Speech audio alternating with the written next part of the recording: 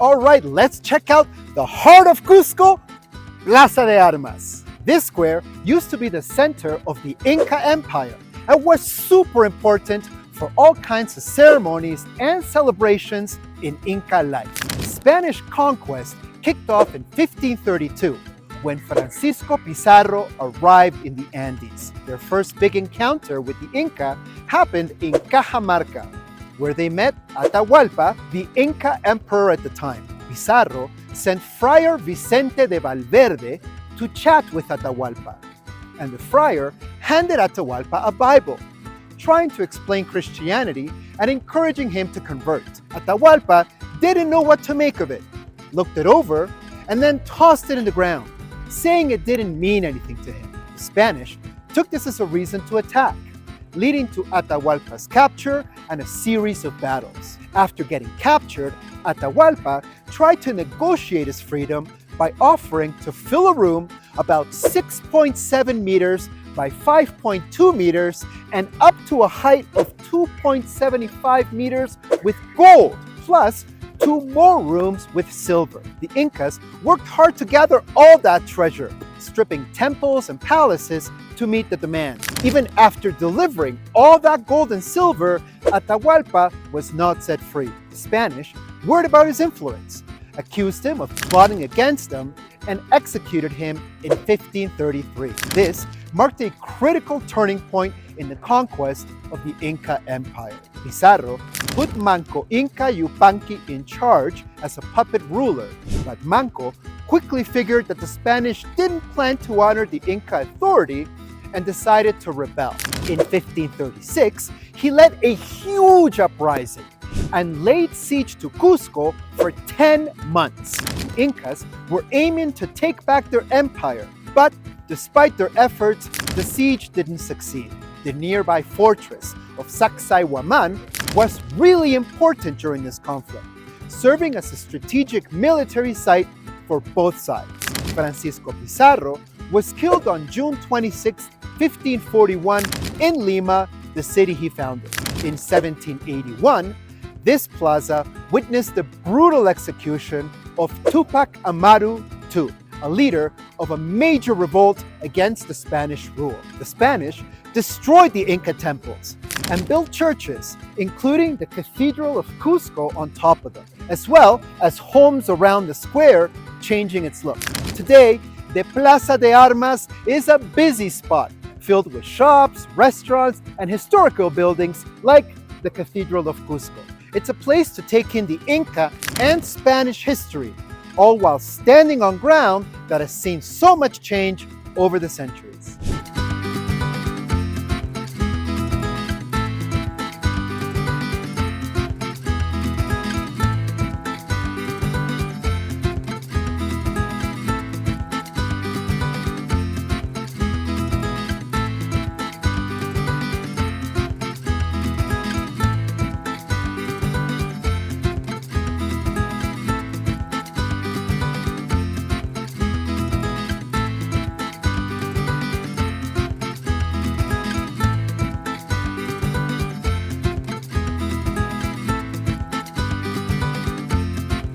Welcome to Cusco's 12-angled stone. This stone is part of an old Inca wall, and it's famous for its 12 perfectly shaped corners. It's a cool example of how skilled the Incas were at building things without using any cement. The way that each side fits together is so tight that you can't even fit a piece of paper in between them. You can find it on Hatun Rumiyok Street, which means Great Stone Wall. If you're visiting, it's definitely something you shouldn't miss. The 12-angled stone really shows off the brilliance of Inca builders and has been around for centuries. It's a true testament to the creativity and precision.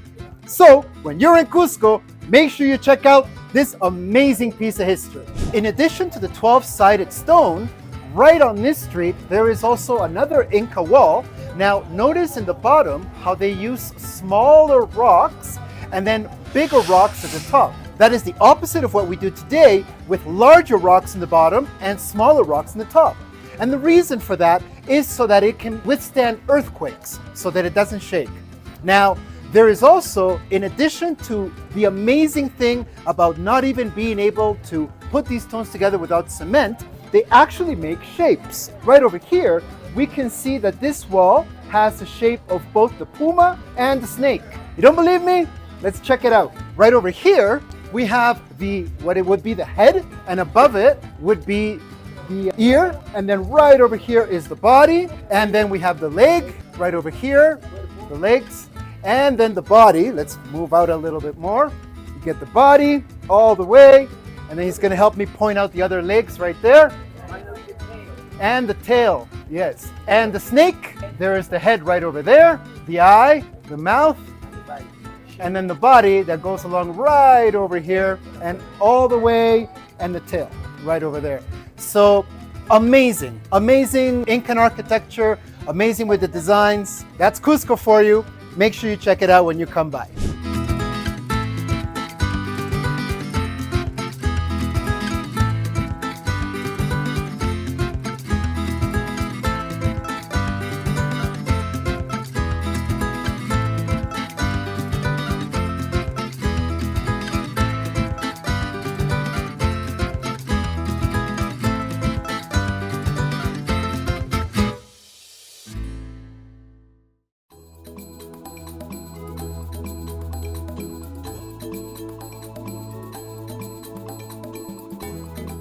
And here we are in Sacsaywaman, a huge stone fortress sitting on a hill just above Cusco. Built back in the 15th century, it's known for its massive stones, some weighing over 100 tons. The Incas did an incredible job of cutting and fitting these stones together, again without any use of cement. Sacsaywaman was the site of an important battle between the Incas and the Spanish in 1536. But it wasn't just a military fort, it also had a religious side. It was originally built to honor Ilapa, the god of thunder, and was used for different ceremonies. The name Sacsaywaman means satisfied falcon in Quechua, one of the 3 official languages in Peru, which also include Aymara and Spanish. So, Sacsaywaman, or satisfied falcon, could be a nod to the many falcons that were around back in the Inca times. These days, it's a hotspot for visitors who want to enjoy amazing views of Cusco and see the incredible engineering of the civilization up close.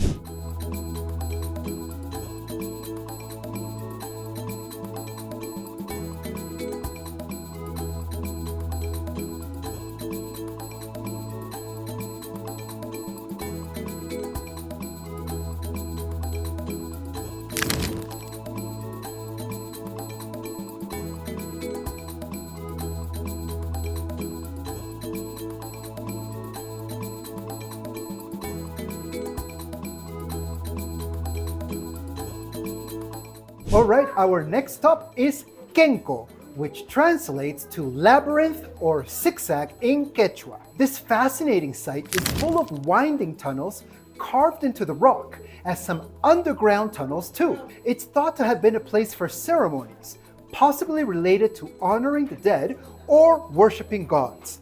The detailed carvings and mysterious passages point to its spiritual significance. While wandering through Kenco, you can really feel how much respect the Inca had for this place, using it to connect with deities and their natural world. These sites give us a peek into the rich history of Inca civilization, each with its own purpose and story, helping us to better understand this amazing culture.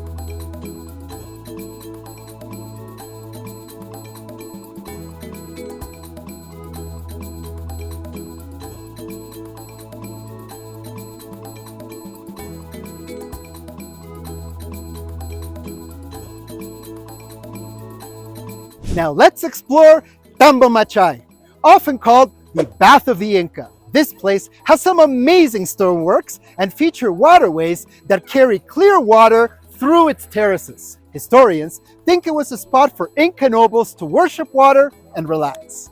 There are even legends that say Tambomachay is like a fountain of youth, since its spring has never dried up. A lot of visitors can't resist taking a sip, hoping to tap in to some of its magical powers. Standing here, you could almost picture Inca elites doing rituals to honor water as an essential part of life. Now let's go in here, and we're gonna grab some of this water.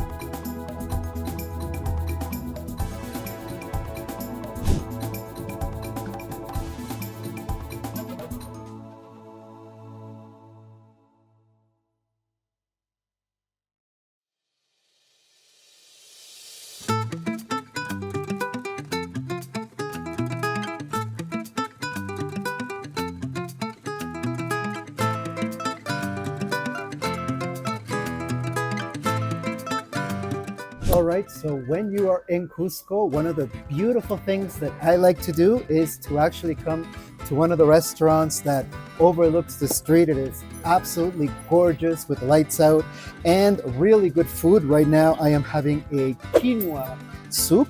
Quinoa is actually from Peru, so cheers.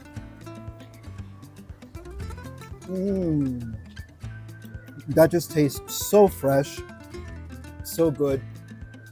My goodness. I wish you could taste this with me. You just have to come here and try it. But beautiful, beautiful. Muchas gracias. And right over here, I have a very traditional drink called chicha morada. And it's actually purple corn juice. Very traditional here in all of Peru. It's actually one of the most popular non-alcoholic drinks. So cheers again. That is delightful. What a beautiful night here in Cusco. It's been an amazing day, seen a lot of things. Looking forward to tomorrow. Tomorrow we're actually going to start our journey. Muchas gracias. Tomorrow we're going to be starting our journey to the Sacred Valley on the way to Machu Picchu. So very exciting few days ahead. This is almost like a celebratory dinner. Beautiful night in Cusco. And of course, the pisco sour, right? You can't go without it. Cheers. Oh my goodness. I'm in heaven right now.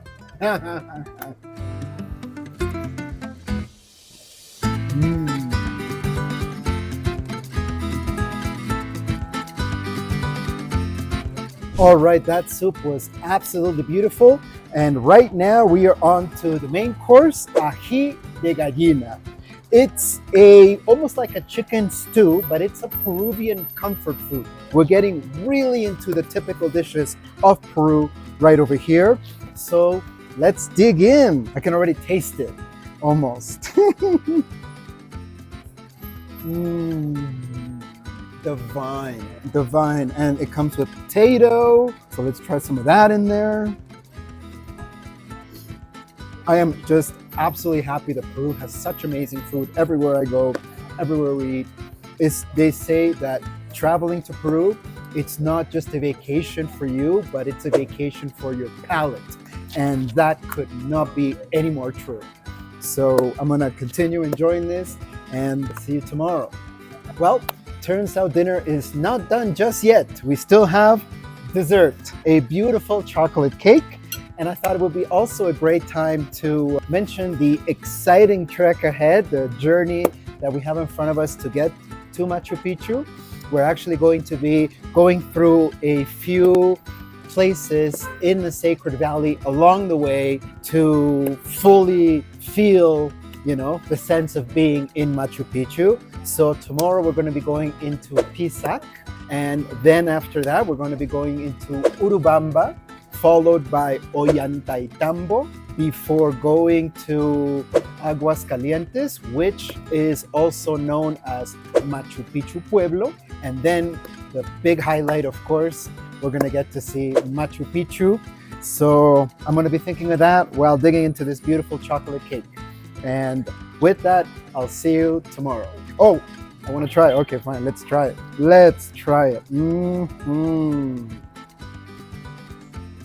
Oh my goodness, so chocolatey. I almost feel guilty. All right, one more bite.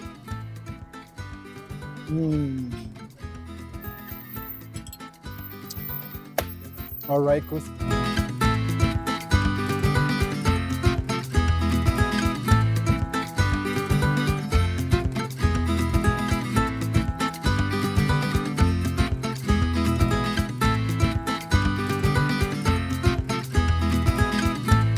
All right, so now we are getting ready to start our day. We're going to be going into the first stop, the Pisaq. So we've already had our tea right over here. See, you gotta get your tea station. Already taking care of that. And now let's go. Muchas gracias. All right, so we're gonna be walking about 6 blocks over to the bus street. It's not a station. We're actually just gonna be taking a local bus over to our first stop. So I'm really excited about it. And yeah, I'll see you guys a little bit.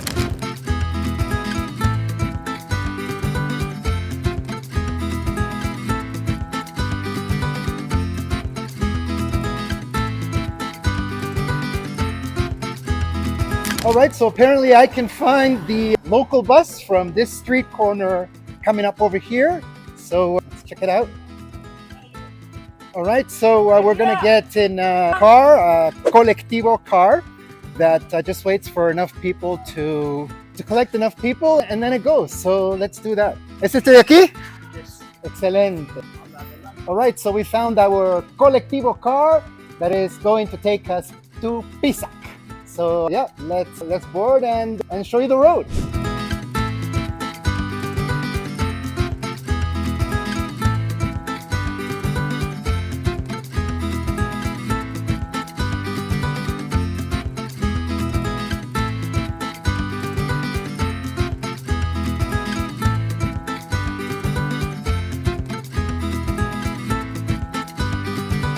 All right, and fortunately, our driver had a map and basically of the route that we're going to be going along.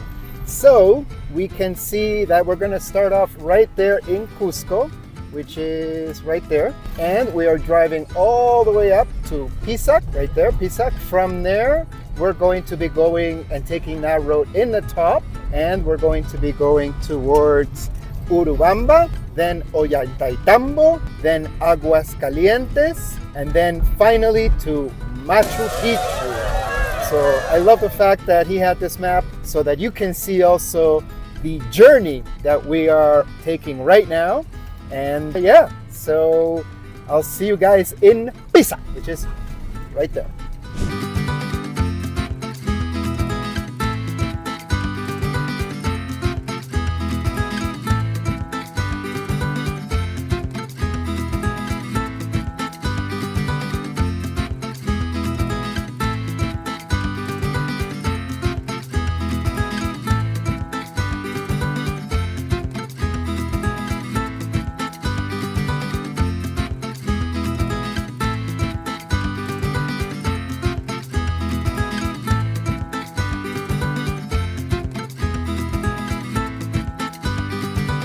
All right, so have we got an adventure today? I am here in Pisaq, and this is the journey that we're going to attempt to make. No promises, but basically we're going to be taking the local car all the way. The red line will take us all the way to the upper bus stop right over here. And then we're going to start walking down to all of these little points over here, all the way down to the town. That's the attempt. So we're going to start by going into the number one, which is the urban area. That's where back in the Inca times, the workers used to live.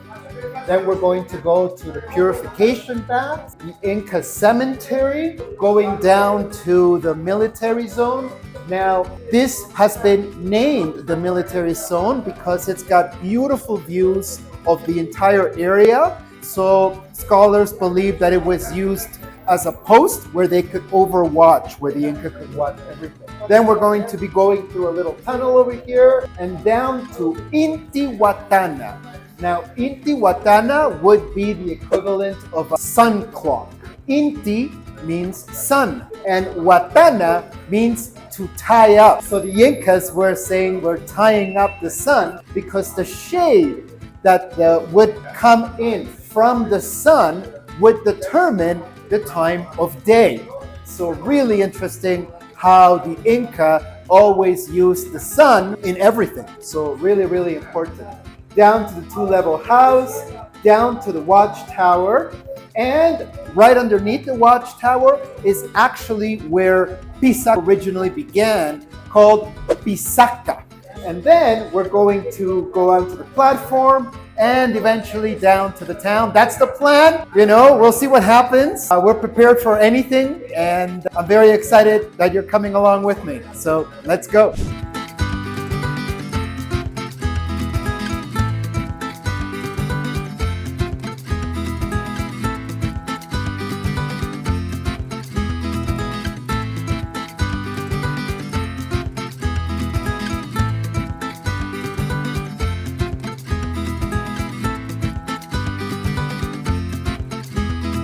All right, so this viewpoint actually provides a little bit of what we're going to be doing today. So we're going to be these terraces, look above the terraces, look above the mountain, and we're gonna be walking along the ridge that starts way over there, walking all the ridge to the other side and see where we end up.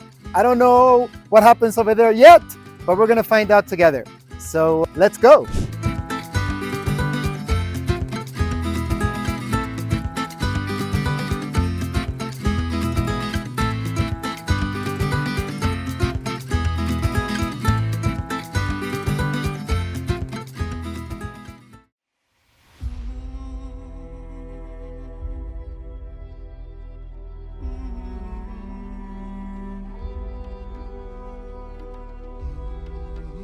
Now, before we go into Pisac, I may get a little hungry, so I'm gonna get typical from the Sacred Valley is the corn.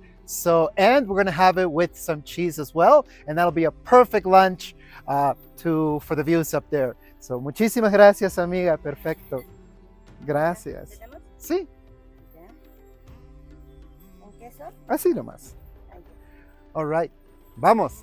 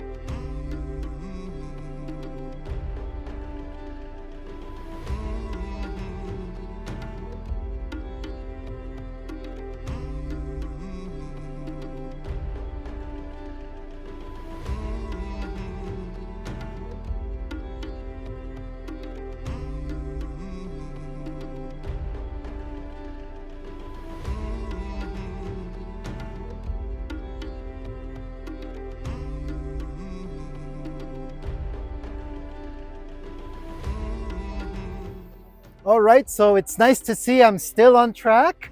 This is the purification baths that we saw on the map a little bit earlier. Beautiful views already, so I'm really excited about it. Let's keep checking it out.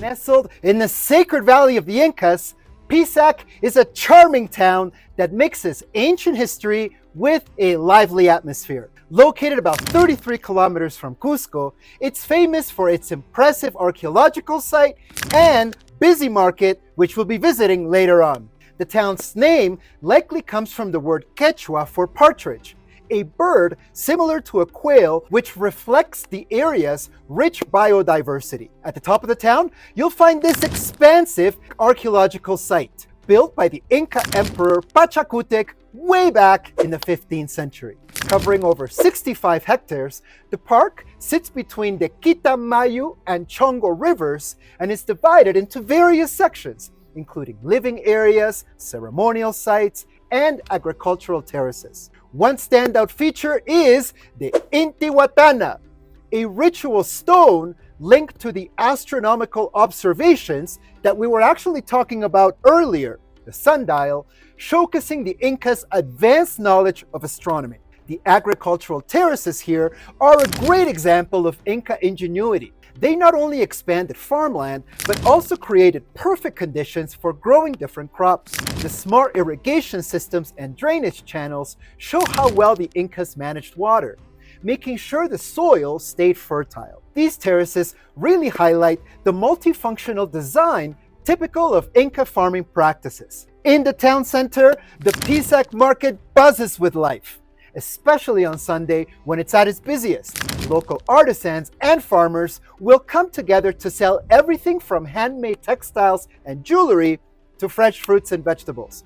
And that massive corn we had earlier. The market is a fantastic spot to dive into Andean culture, chat with Quechua-speaking vendors, and pick up some very unique souvenirs. Visiting Pisac offers a great look at both the architectural skill of the Incas and the continuing traditions of the Andean people. Whether checking out the ancient ruins or strolling through the vibrant market, Pisac provides a mix of experiences that are sure to excite history buffs, archaeologists, and travelers alike. So here we are at the top, the viewpoint from the map conversation in the bottom. I believe that this is probably the military point that we're talking about. So definitely you can see everything from up here. It's absolutely gorgeous and a great spot to dig into my giant corn that I love and I've only seen in Peru, and I've traveled a little bit, but I've only seen kernels this big right here in Peru. Let me show you. Look at that. It's pretty big.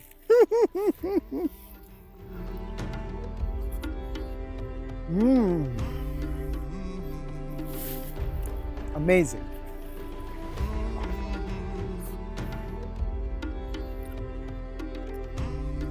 So thanks to this little sign, I know that we're 3,525 meters above sea level right now from the lookout here in Pisac, and the views is just absolutely stunning. It's gorgeous. And we're having a beautiful day. It's not too hot, so beautiful day for hiking. So here is actually a fork in the road, as you would say. Over on this side, we have going back to where we came and taking a cab back to the town of Pisac, and beautiful views along the way. Or we commit and continue down, going down the ridge of the mountain all the way down, and looks like there is some other ruins there to explore on the way to Pisac by foot. Which one should I take?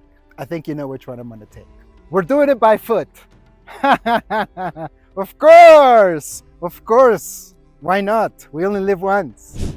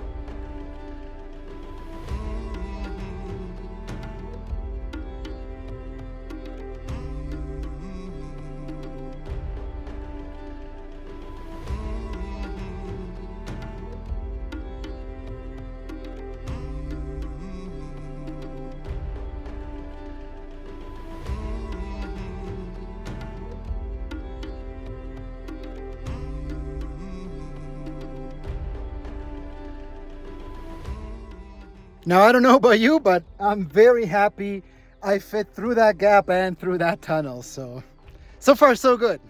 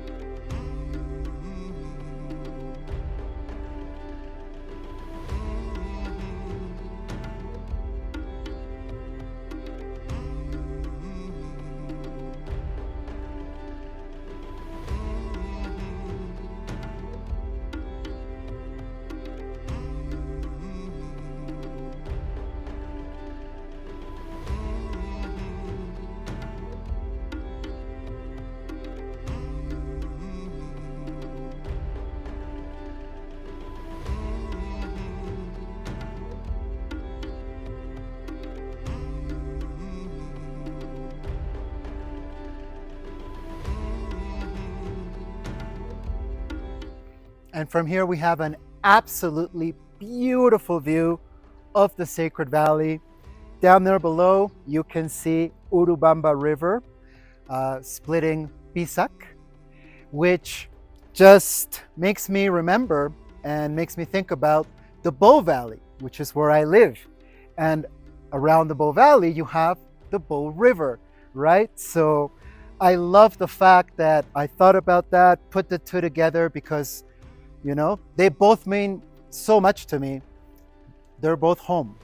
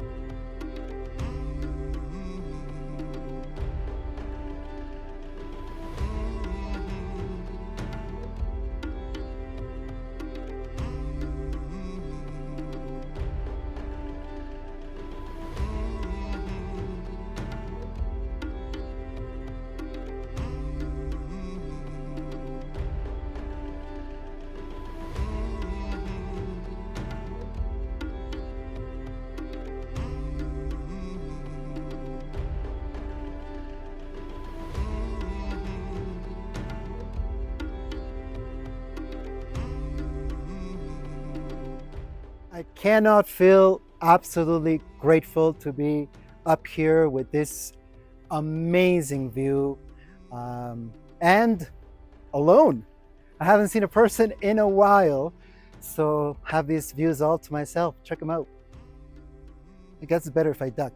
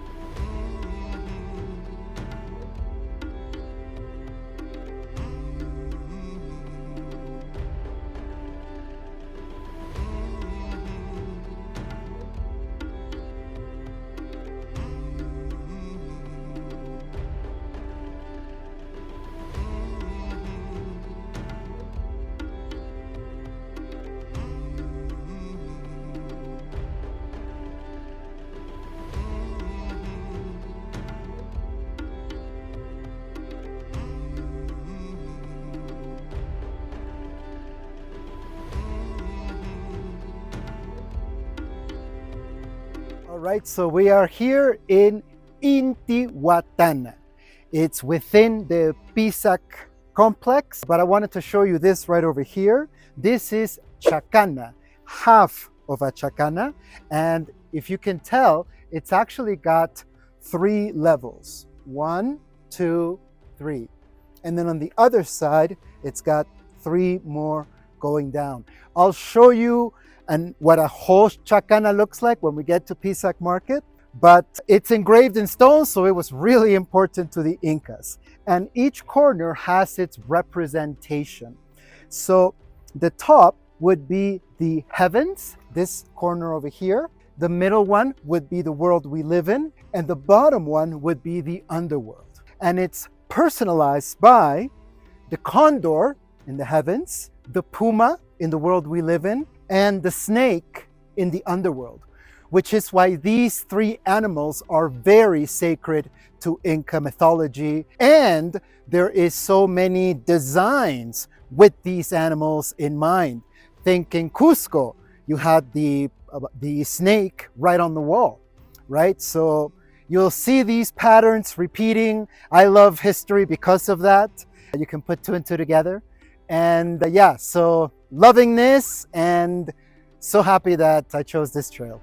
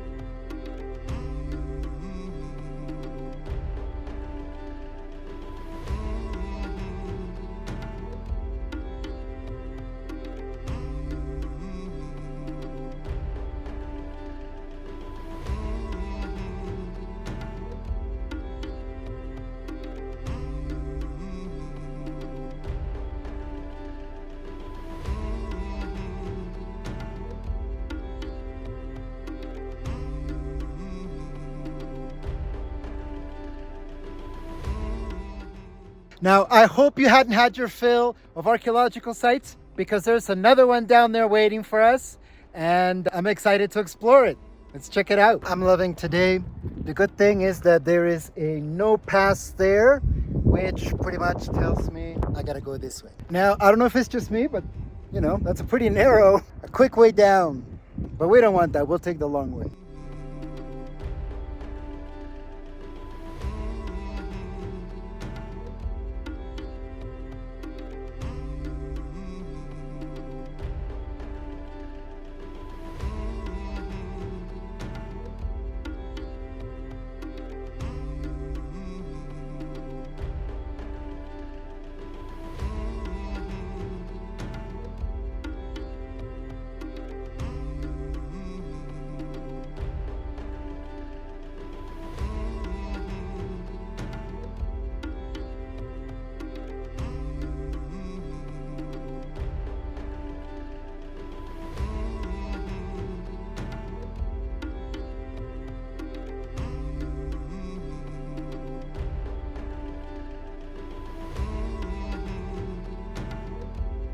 All right, we made it to the other ruins, and that was pretty narrow. Keep that in mind. I'm happy it wasn't raining, but I like the view from here. It's absolutely beautiful. You see the ruins right over there, and the contrast between the archaeological site and civilization, which is where the market is. And yes, we're still gonna go there, even though this hike took a little bit longer than expected. It's been absolutely beautiful. You know, the Sacred Valley, you have to come.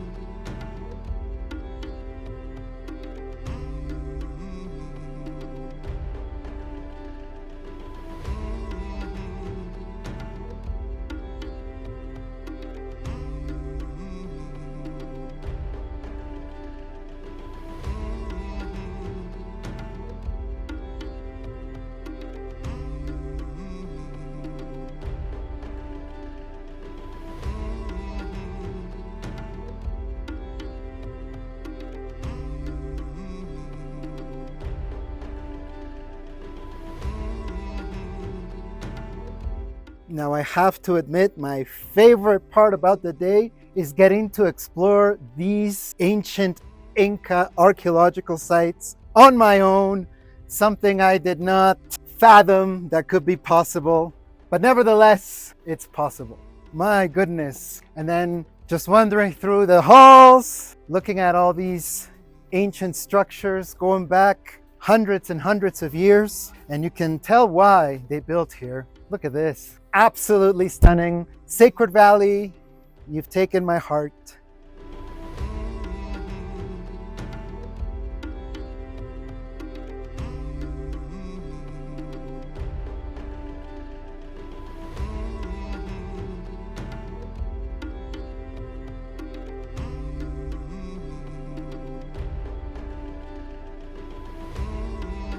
I love walking these halls. So as we saw in the 12-sided stone wall in Cusco and in Sacsaywaman, here we have also the Inca wall. It's famous because, again, perfectly fitted, no use of cement whatsoever.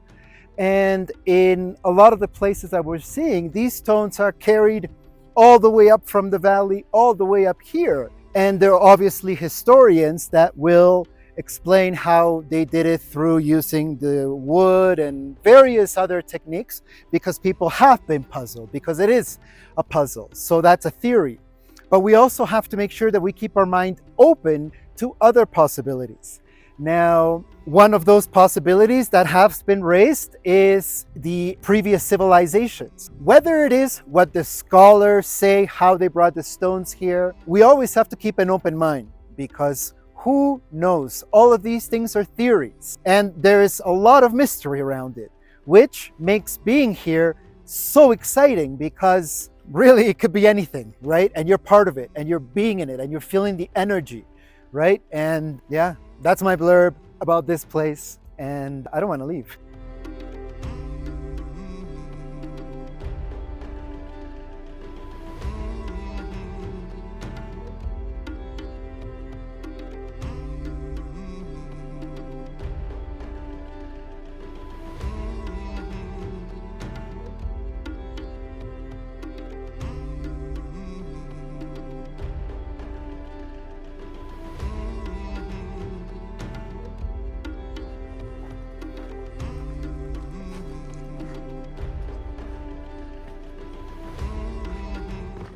All right,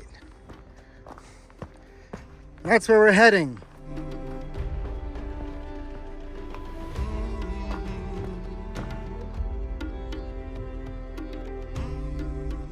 That's where we're going.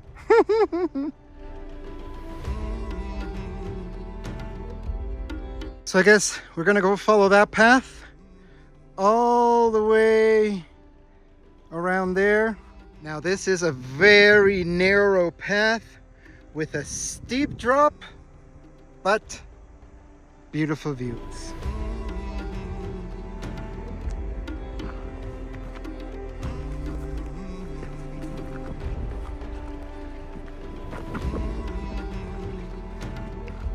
Pretty steep. Damn. Okay, this is pretty wild. I don't recommend this walk for anybody who has any fear of heights.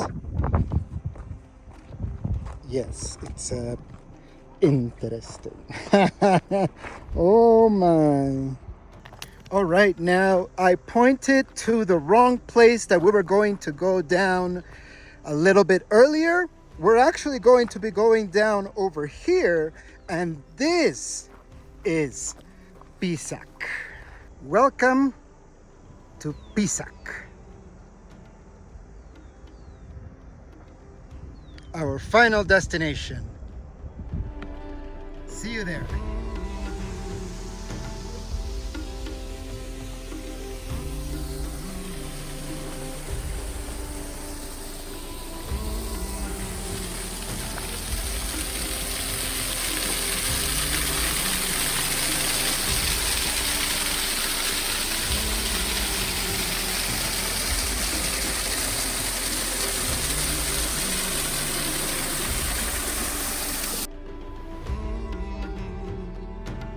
All right, we are now nearing our hike in Pisac. It definitely was more challenging than I originally anticipated, but 100% worth it. Maybe rethink it if you do have some scared of heights, because there are some very narrow pathways that you really have to be careful of. So, but all in all, amazing. And yeah, I expected it to take 2 hours. It took most of the day, but like I said, amazing.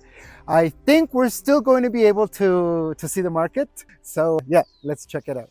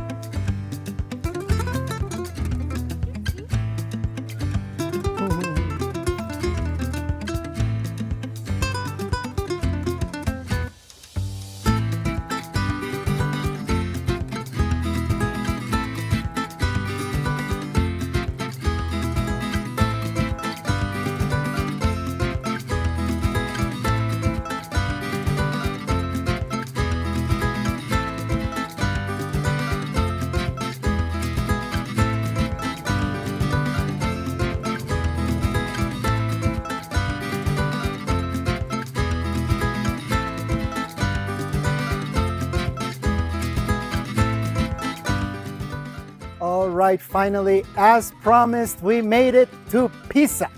So yeah, let's check out the market.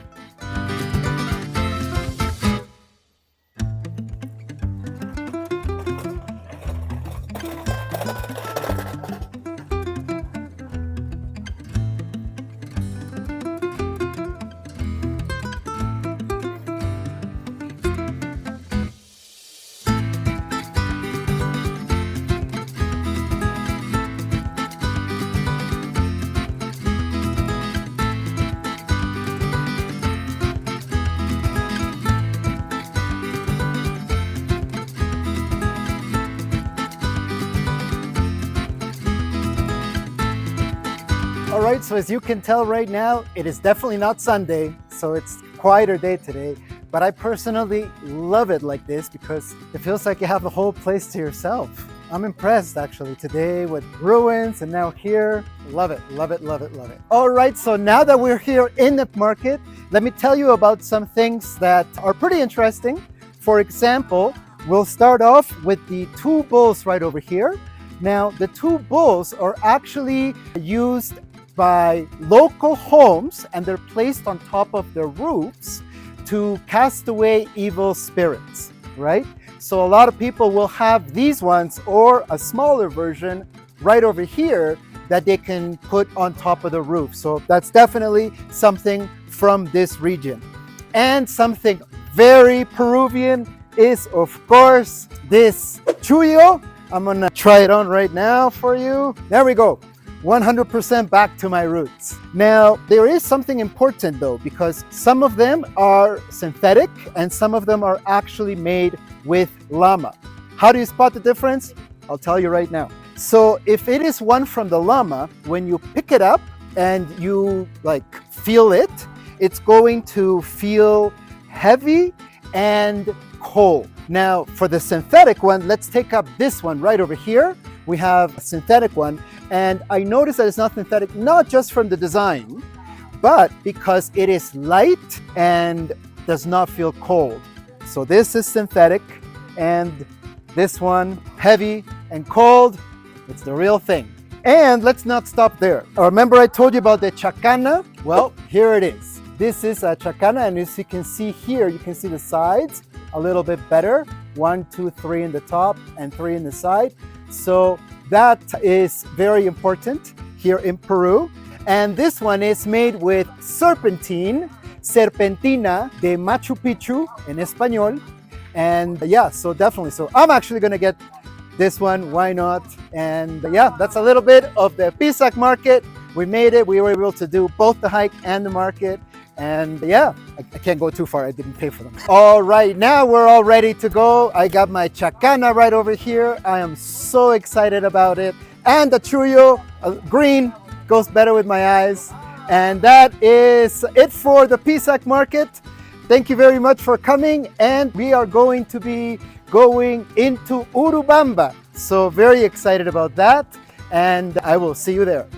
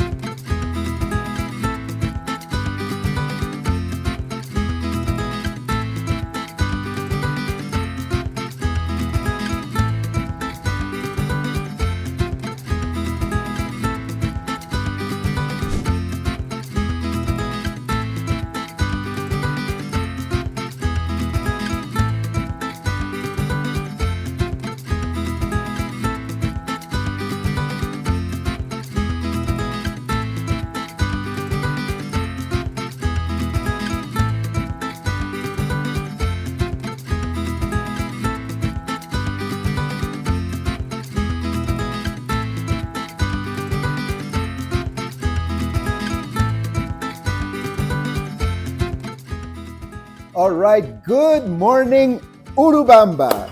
I am here at a local cafe, ready to start my day. Before exploring the beautiful Urubamba in the Sacred Valley, thought I'd start with a nice breakfast to get my energy going.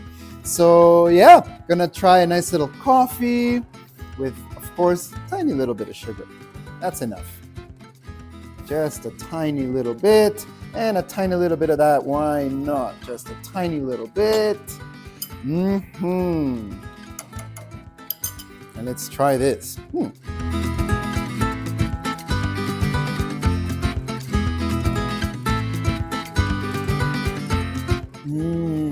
Oh my goodness. Beautiful coffee right here in Urubamba.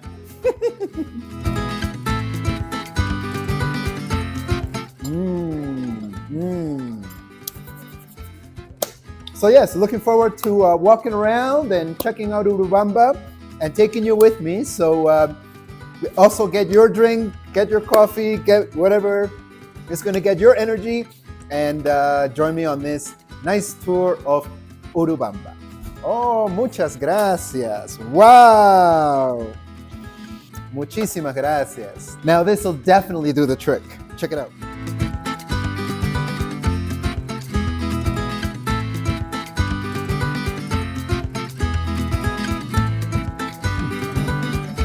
All right, and yes, this breakfast looks absolutely beautiful. We got some eggs, we got some avocado, some salad, and some toast. So don't mind me. I'll start off with some salad. Why not? I'll try that again. It's still early in the morning.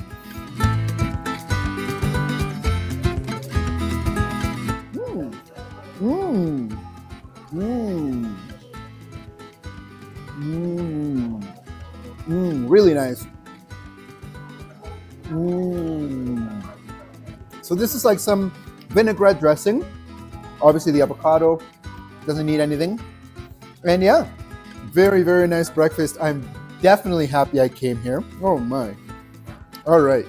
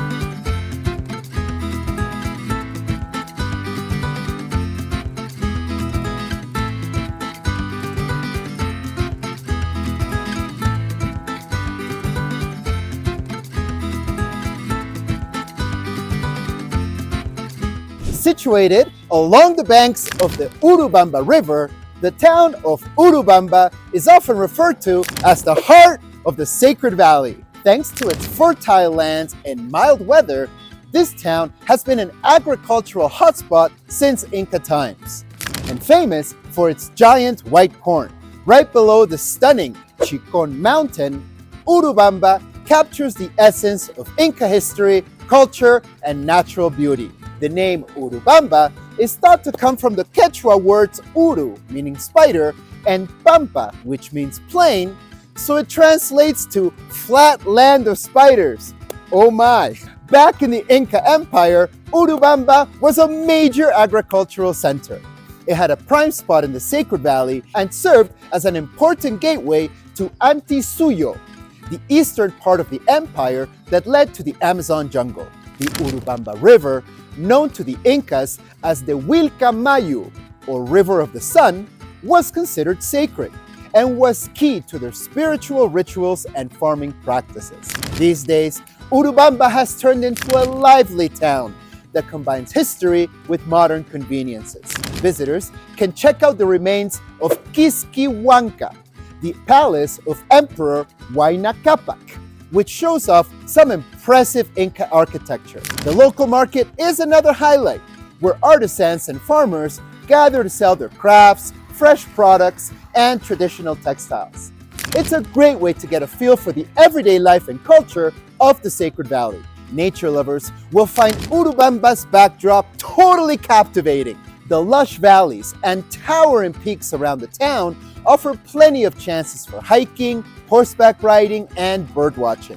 Plus, it's close to important Inca sites like the Moray agricultural terraces and the Maras salt mines, making it a perfect spot to explore the wider Sacred Valley. Despite growing in popularity, Urubamba has kept its authentic charm and is generally less crowded than some of the most touristy areas in the Sacred Valley. It's a mix of historical importance, cultural richness, and stunning scenery, which makes it for a fantastic stop for anyone wanting to dig deeper into the legacy of the Inca Empire and enjoy the beautiful highland landscapes of Peru.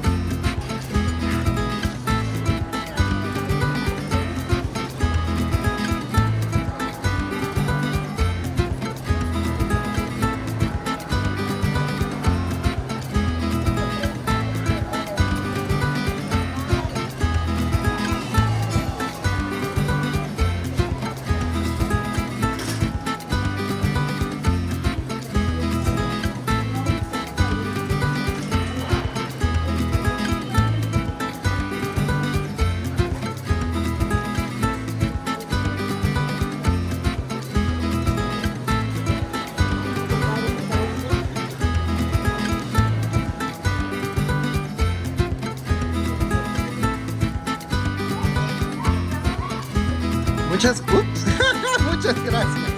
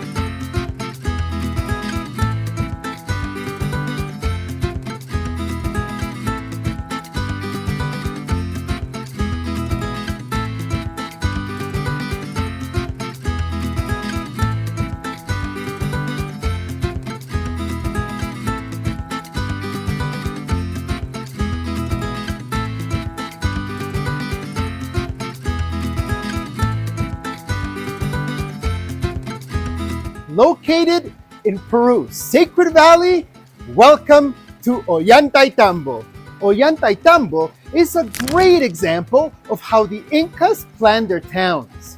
Founded by Emperor Pachacuti back in the 15th century, this town has a cool grid layout with narrow cobblestone streets and clever water channels that are still in use today. This design made it easy to manage water and showed off some impressive engineering skills from the Incas. The town sits where the Patacancha and Urubamba rivers meet, making it a prime spot for agriculture. The terraces nearby, built on steep hillsides, were mainly used to grow maize, an essential part of the Inca diet. These terraces really made the most of the land and highlighted the Inca snack for sustainable farming. Ollantaytambo wasn't just about farming.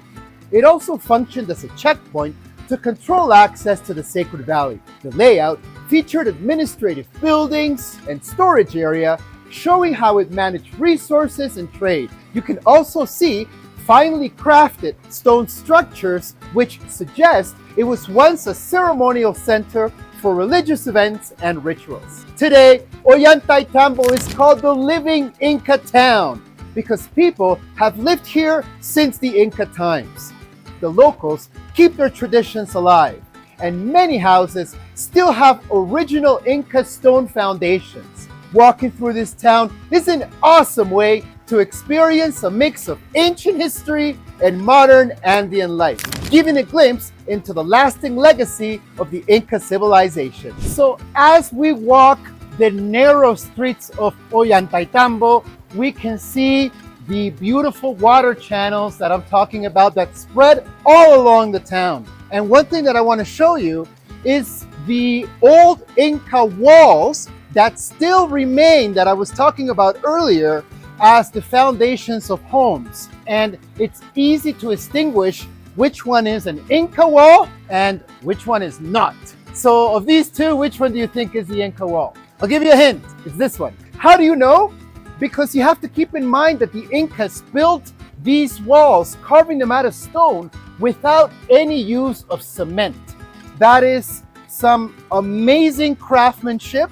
And over here, you can tell that it was probably closer to our time that we did this one. So beautifully walking around, just enjoying these narrow streets in Ollantaytambo, seeing where we end up. Let's see where we end up. Oh my, I'm happy we came here. Look at that, beautiful.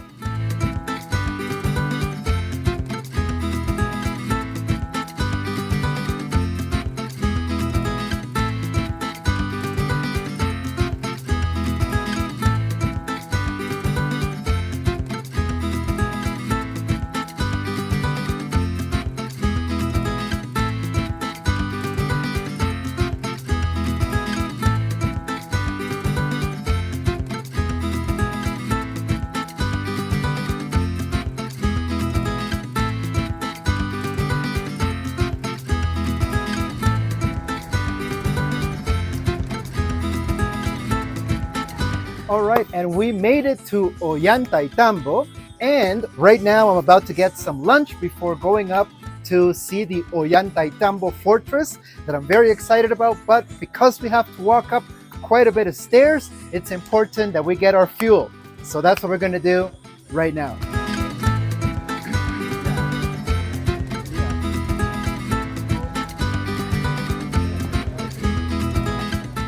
All right, and we're gonna start off with a quinoa soup. I cannot get enough of quinoa while I'm in Peru.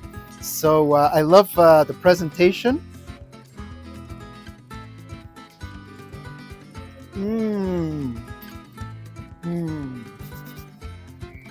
So fresh.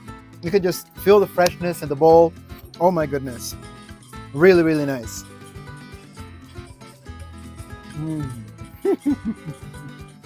All right, and now for the main course. Of course, we have another typical dish right here in Peru, lomo saltado. It's beef, peppers, it's got some onion, red onion, of course. Everybody here uses red onion. Rice and a bit of fries. So without further ado, time to dig in and try this out. Mm-hmm.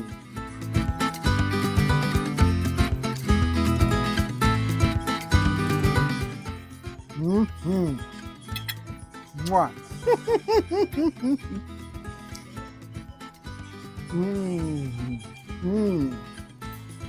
The flavors just explode out of this dish. Oh my goodness.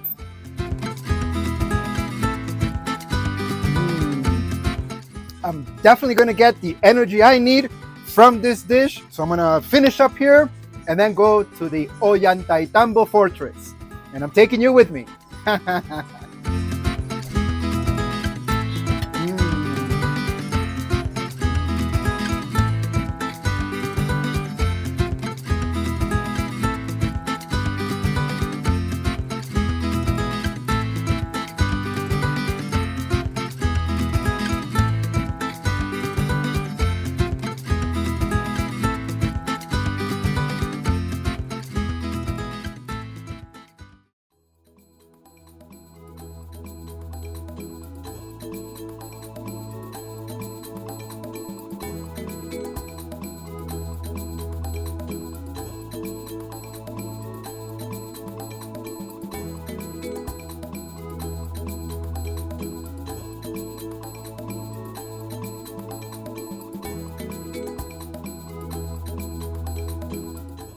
All right, overlooking the town is the imposing Ollantaytambo Fortress, a monumental complex showcasing the expressive skills of the Incan architecture. Built under the Emperor Pachacuti, it features huge terraces that climb the hillside, all crafted from carefully shaped stones. These terraces weren't just for show. They also played a key role in farming, highlighting the clever design typical of Inca structures. These terraces worked like a smart agricultural system, showcasing the Incas' impressive knowledge of engineering and environmental management. They used a multi-layer technique, think of a lasagna, to help with water drainage and boost soil fertility. Each terrace had 4 layers: the base of big stones, smaller rocks on top of that, a layer of sand or gravel, and finally a top layer of rich soil. This setup allowed water to filter down gradually, preventing erosion and ensuring that the crops stayed well irrigated. The big stones at the bottom provided stability, while the middle layers acted as natural filters, spreading moisture evenly. This means water from rain or irrigation didn't pool up, so farming on those steep Andean slopes became possible. One cool thing about these terraces is how they actually created microclimates. The stone walls, soaking up the heat from the sun during the day, would release it at night, which protects crops from frost even at high elevations. This technique allowed the Incas to grow crops at altitudes where normally it would be too cold. These terraces were more than just a way to expand farmland. They also worked like an early form of climate control, making it possible to cultivate crops like maize and potatoes in tough conditions. In the fortress, you'll find the unfinished Temple of the Sun, which is made up of 6 massive stone blocks, each weighing over 50 tons. It's still a puzzle how the Incas moved these heavy stones from the quarry at Cachicata across the Urubamba River, showing just how skilled they were at engineering. These gigantic stones were expertly shaped and fitted together using the same impressive stone-cutting techniques seen in other Inca sites like Machu Picchu and Sacsaywaman. Even though the temple isn't finished, it stands as an incredible example of Inca craftsmanship and their ability to work with such massive stones. Historically, the fortress was super important during the Spanish conquest. In 1536, Manco Inca Yupanqui led the fight against the Spanish and strengthened Ollantaytambo, pulling off a big win by pushing Hernando Pizarro's troops back. Thanks to the fortress's smart layout and strong defenses, Manco Inca managed to hold the Spanish at bay for a while, making it one of the few successful Inca responses during that time. Even though he eventually retreated to Vilcabamba, this battle proved that the Incas could still stand up to the Spanish forces using strategic strongholds like Ollantaytambo. Today, if you visit Ollantaytambo Fortress, you can explore its vast terraces, ceremonial fountains, and interesting stone structures. And the views from the top of the Sacred Valley are stunning and really show how significant this site really was. Strolling along the ancient pathways gives you a sense of the lasting impact of the Inca civilization and connects you to that time. The fortress isn't just a pile of ruins. It's a living piece of history that tells the story of an empire that still had the will to fight back, even in its final days.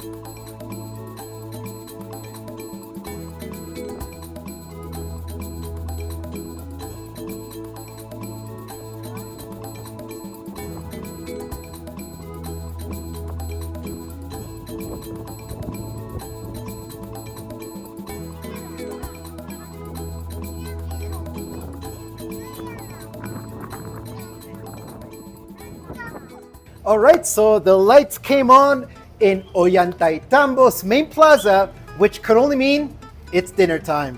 We are going to be starting off with having a local beer. This one is called Cusqueña, and if you can see right in there, I'm not sure if you can see it, but it's actually got the 12-angled stone that we visited in Cusco. So I'm not just enjoying a drink, I'm actually showing you a little bit of culture here in Peru and Cusqueña, and of course our final destination, Machu Picchu, right there. So it's a lot more than just a beer. All right. When in Rome, do as the Romans do. Salud.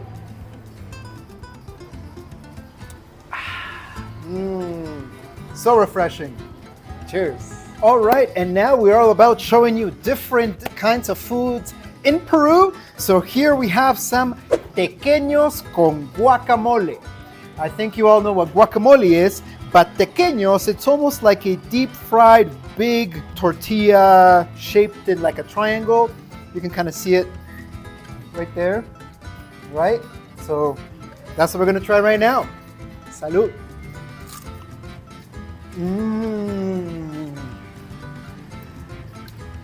So simple, but so good. Let's have another bite. There we go. Gotta load up the guac.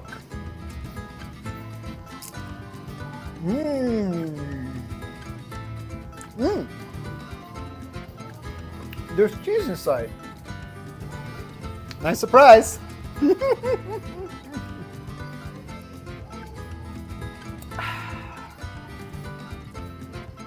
Thank you, Ollantaytambo. All right, well, as you could tell, those tequeños with guacamole were amazing, and now I'm about to hit the main course, trucha frita, which pretty much is fried fish, like a fried filet of fish that we have right over here. So let's give it a nice little taste.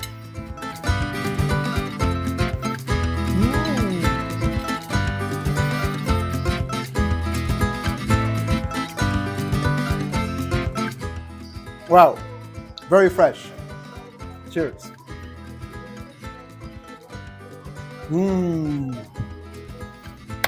Now, while I'm excited to dig into this, I'm also excited that tomorrow we continue our journey through the Sacred Valley, and we are going to go to the place before the main event, Aguas Calientes, otherwise known as Machu Picchu Pueblo. So yeah, we're gonna be going there tomorrow. I'm really excited to take you guys there and to continue this journey that has been amazing already through the Sacred Valley. And yeah, so I'll stop talking and get to more eating. Cheers again.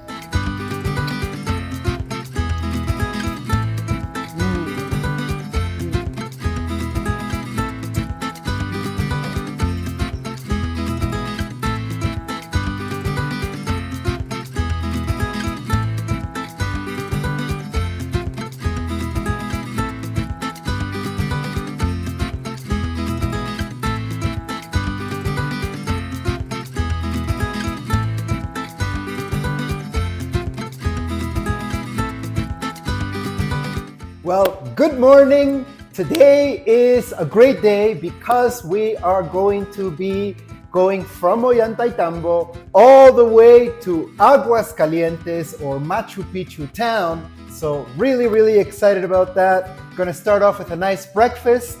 Cheers.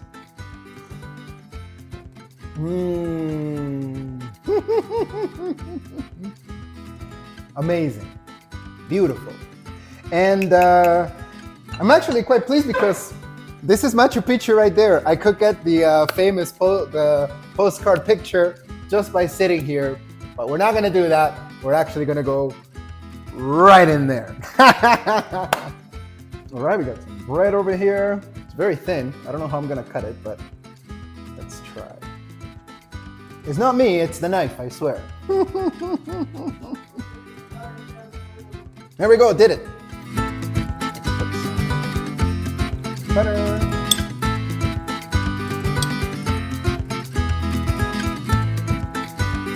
we go. Jam.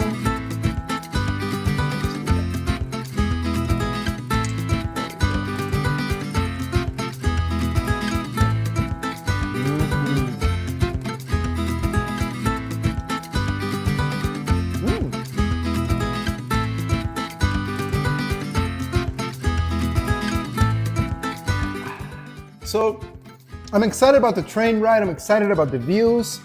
I'm excited that after seeing all of these various towns in the Sacred Valley, that we are finally going to Aguas, Calientes, Machu Picchu town. And then after that, right here, Machu Picchu. So it's bittersweet because while I want to get there, I don't want this trip to end, you know? So that's the bittersweet part. But I am excited to get there. So it's been definitely quite a journey. And I hope you're enjoying it so far. There's still lots more. So yeah, stay tuned and we're gonna catch the train ride after I finish this nice breakfast. All right, now this is delicious breakfast. We're still gonna go on the train, but before we do, I actually just happened to come across this great game that I used to play when I was a kid. As you can see, it's got a drawer with the number of points that you can get. There we go, you can see the points. And you toss these coins in it, and then you get the qualifying points. So let's give it a go and see how good I am at this now. All right, so let's see how we do. We got 4 coins. Let's see if I still remember how to do this. Whoop. Nope, a little bit over. Hey! Well, we got 1 out of 4. Let's see how many points that is. 200 points! Woohoo! All right, one more, why not? The train will wait for us. Whoops. There we go. Whoops. Ooh, so close, but I got 1 in. 500 points! Beat my last record. There we go. All right. Time to catch a train. All right, so I'm standing next to one of the Inca as we leave Ollantaytambo and begin our journey to Aguas Calientes and catch the train. So let's do just that. And I know I have a lot of white on my face. I guess my makeup team this morning didn't do a good job of putting in that sunscreen, but it's all good. It's better to be well protected, I guess. All right, actually, I see a little moto taxi. Let's see if we can jump on. Hola! Oh, it's busy. We'll get the next one. All right, so here we are in the Ollantaytambo main square. Let's get in one of these moto taxis to the train station. Amigo, ¿cuánto me cobras hasta la estación de tren? Está bien, vamos. Okay. Let's go.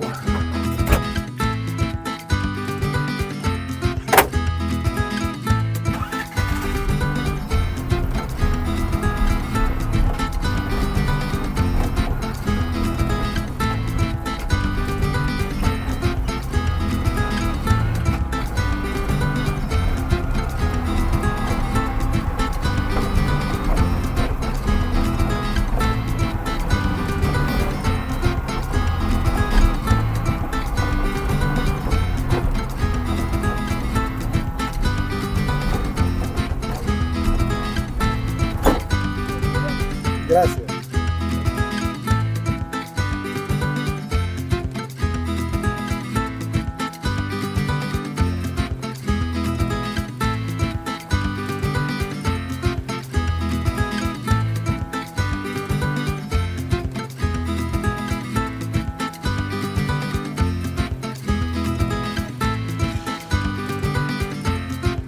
Hola amiga, ¿cómo está? ¿Le doy uno? Sí, por favor, se ven gigantescos.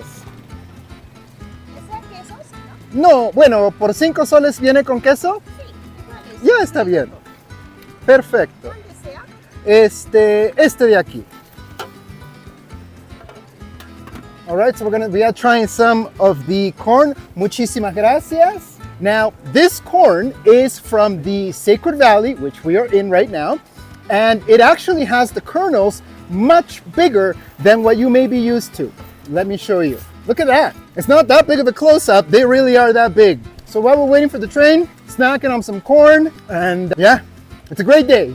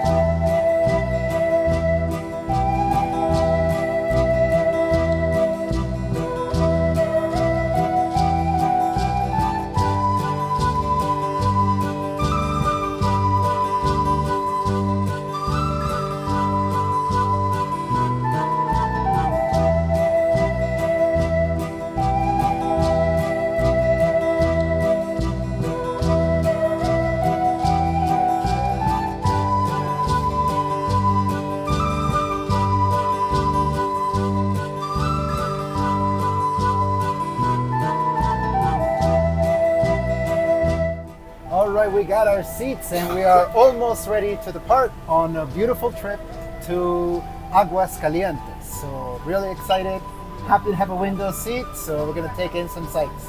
Let's check it out.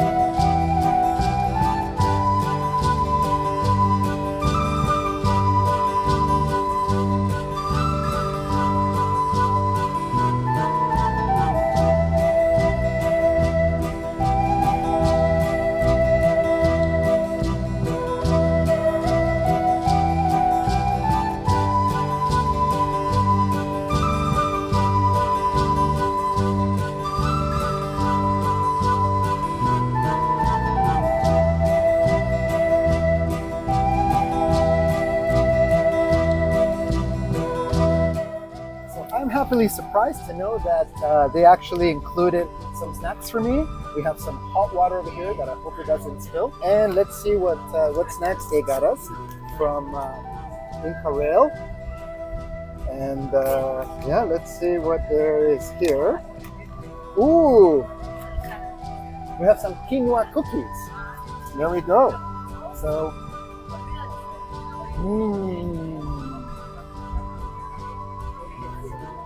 cheers.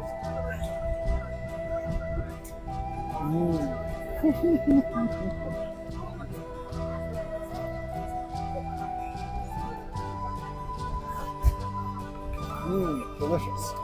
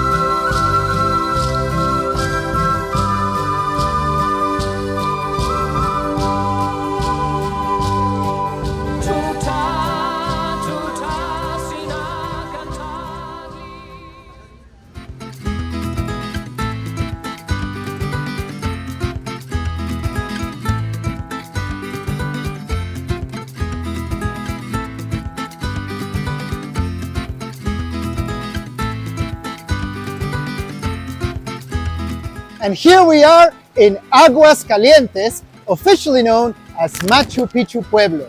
And this is a charming little town tucked away in the lush cloud forest of Peru and serves as a main gateway to the iconic Machu Picchu, located along the Urubamba River and surrounded by steep green mountains. It's got a stunning backdrop that makes it pretty special. You can only get here by train or on foot, which adds to its secluded vibe and makes it super appealing for travelers eager to check out the ancient Inca citadel. This place started out in 1901 as a small settlement with just a handful of farming families. It really took off in the late 1920s when they were building a railway to connect Cusco and Santa Ana. Originally called Maquinachayok, it became a busy hub for railway workers. And by the time that the railway was completed in 1931, the community had grown significantly. These days, Aguas Calientes has a lively market where local artisans sell everything from handcrafted goods to textiles and souvenirs, showcasing the area's rich culture. And the food here is amazing, mixing traditional Peruvian flavors with fresh local ingredients at various restaurants. As the final stop before heading up to Machu Picchu, the town offers all the essentials like accommodation and services. Plus, it's a great spot to get used to the altitude before heading to the citadel of Machu Picchu. With its stunning scenery along the Urubamba River and towering mountains, Aguas Calientes is perfect for nature walks and bird watching. You can also check out Mandor Gardens, which are filled with native plants and a gorgeous waterfall. Plus, there is the Mariposario de Machu Picchu, a butterfly sanctuary that gives you a close look at the diverse butterfly species in the region. Even though Aguas Calientes often gets overlooked because of its famous neighbor, it still has its own charm. The combination of natural beauty, cultural activities, and friendly hospitality makes it more than just a pit stop. It's a place that is definitely worth exploring. Whether you're wandering through bustling markets, enjoying local dishes, or taking in the surrounding natural wonders, Aguas Calientes offers a fantastic experience for anyone who visits.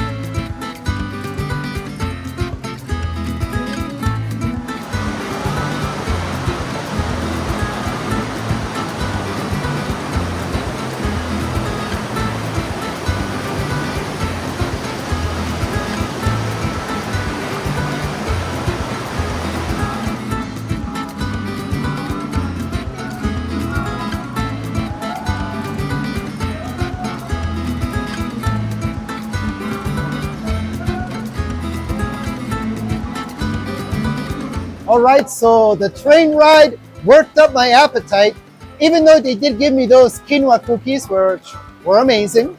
But now it's lunchtime, so we're going to try again more food, because why not? And because I love views, we're actually sitting right beside the river, So that's what you hear in the background is a nice river. I also hear some Bob Marley in the background, which is really nice, of course. And we're about to try some food and see if we like it. All right, and while we are waiting for our lunch, I did want to show you one of the things that they do sell in the souvenir shops. This restaurant just happens to have it on the table, but it's chess with the Spanish against the Incas. And for the Incas, instead of a horse, we have a nice little llama, which is really cool. Yeah, so it's pretty cool. Obviously for the Spanish, you have the horse. And yeah, it's a pretty cool game. I actually like chess, so I may take one home, you know, why not? Why not? So if you come to Peru, you do have that option. Oh, and right on time for the soup. Muchas gracias, muy amable. Excellent. And for the soup, remember how I had the corn before I got on the train? Well, because corn is a staple of this area, I thought, why not a cream of corn soup? So we're gonna dig into that cream of corn soup right now. No point in waiting.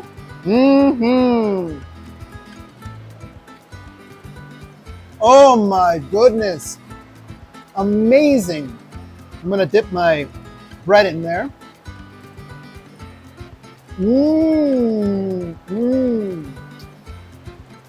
And that's garlic bread too. Oh my goodness. So good. Oh, muchas gracias. And of course, the pisco sour. It's got a little happy face on it. All right, cheers.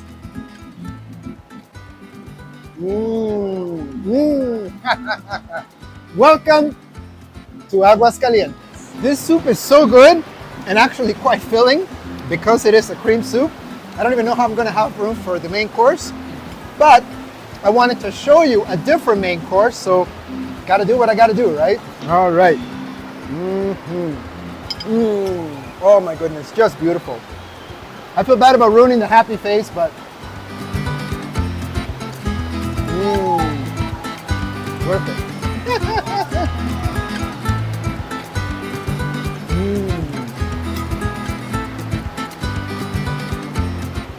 Oh my goodness. I don't think I knew what I was in for when I ordered the milanesa de pollo, because this is huge, but we're gonna do it our best. So milanesa de pollo really is chicken breaded and then fried, and I love the presentation. They've actually put mustard, ketchup, little things like designs, a little bit of green. I don't know what that is, but can't wait to try it. And there's even some edible flour in the top. All right, so time to try it. Let's move the chicken this way. Come right over here. And let's dig in. A little bit of the sauce from the plate.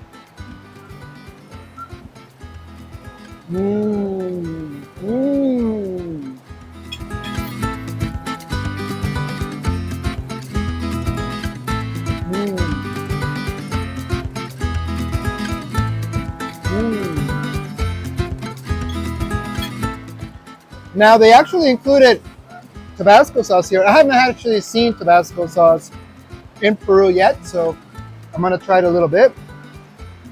Why not? It's on the table, so gotta try it.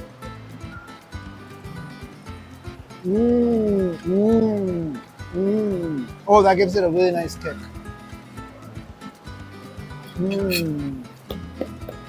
But anyways, I'm gonna get to work on as much as I can of this, then relax, because tomorrow is the big day. Tomorrow is Machu Picchu. I am really excited. I hope you are as well. This will definitely get my energy going. I'll definitely have to walk around a little bit more just to burn off all of the food, and then I call it an early night for tomorrow. So thank you for joining me on the train, and tomorrow, big day, Machu Picchu.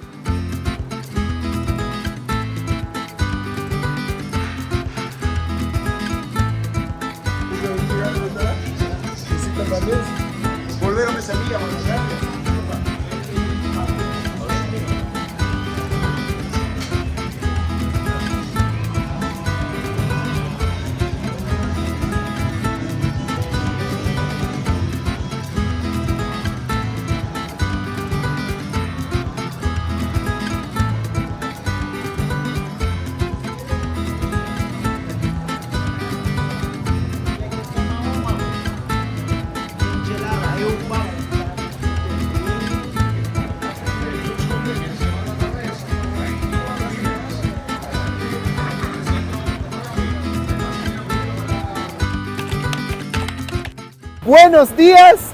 Today is the day I know I've been waiting for to go up Machu Picchu. We're gonna do so in a bus similar to this one, a little bit bigger. This was a little small.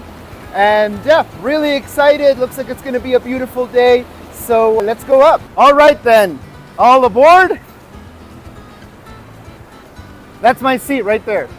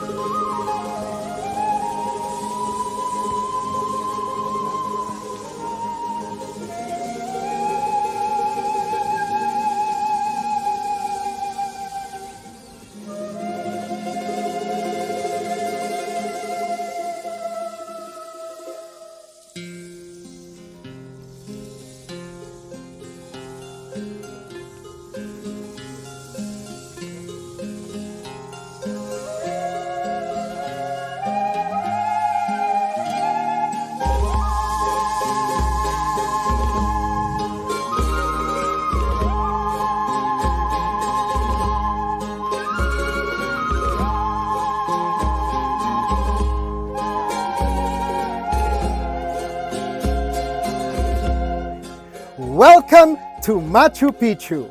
High up in the Andes Mountains, Machu Picchu is the most famous symbol of the Incan Empire.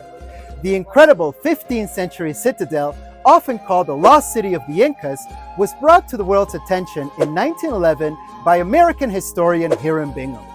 While he gets the credit for discovering it, it turns out local families had known about it long before that. There is still a lot of debate about what Machu Picchu was originally used for, with theories suggesting everything from a royal getaway to a religious site.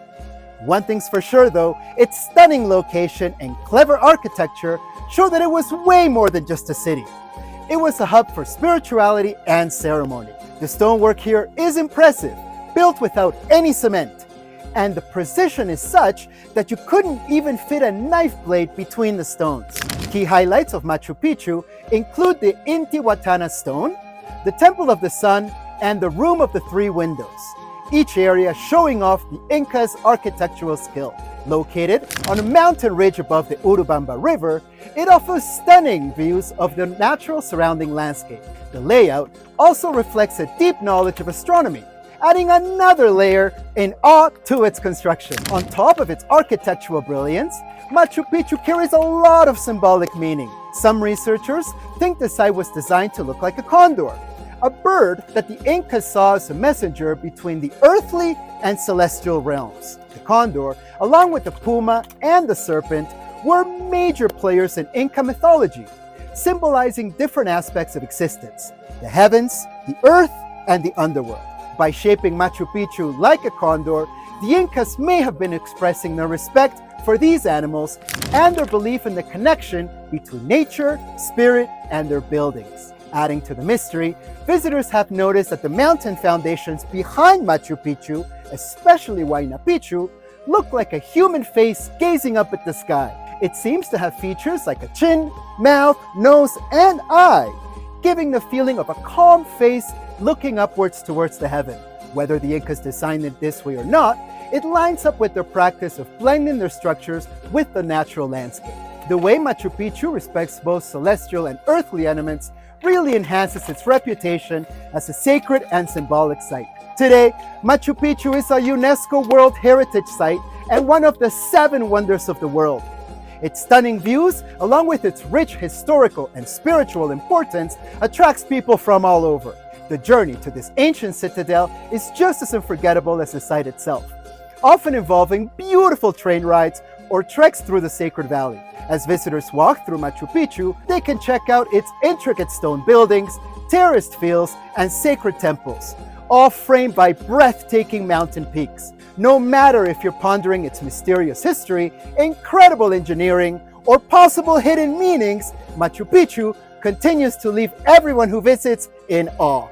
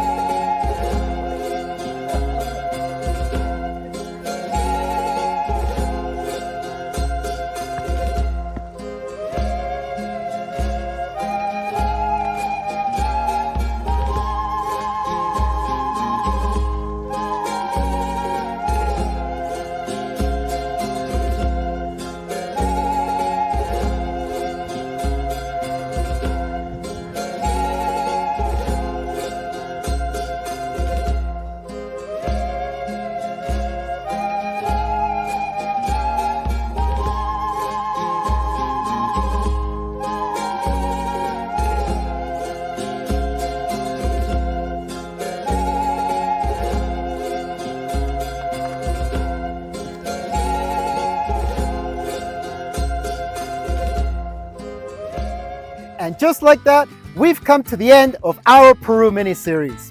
We've walked the streets of Cusco, explored the Sacred Valley, and stood in awe at the incredible Machu Picchu. What a ride! I hope you enjoyed this final episode as much as I enjoyed bringing it to you. From the lively energy of Lima to the ancient wonders of the Andes, this has been an unforgettable experience. And through this series, I also wanted to give you a little glimpse into who I am, beyond real estate and Alberta mountain living. Exploring places like these is a huge passion of mine, and sharing them with you has been truly special. So what's next? Well, back to my usual real estate content. But don't worry, there will definitely be more travel adventures in the future. If you missed the first 2 episodes, go check them out. And if you like this series, let me know in the comments. Would you like to see more travel content mixed in with my Alberta real estate videos? Let me know. Thanks for joining me on this adventure. Don't forget to like, subscribe, and hit that notification bell so you don't miss out on more amazing content. I'll see you all back in Canada. Until then, keep living that mountain life.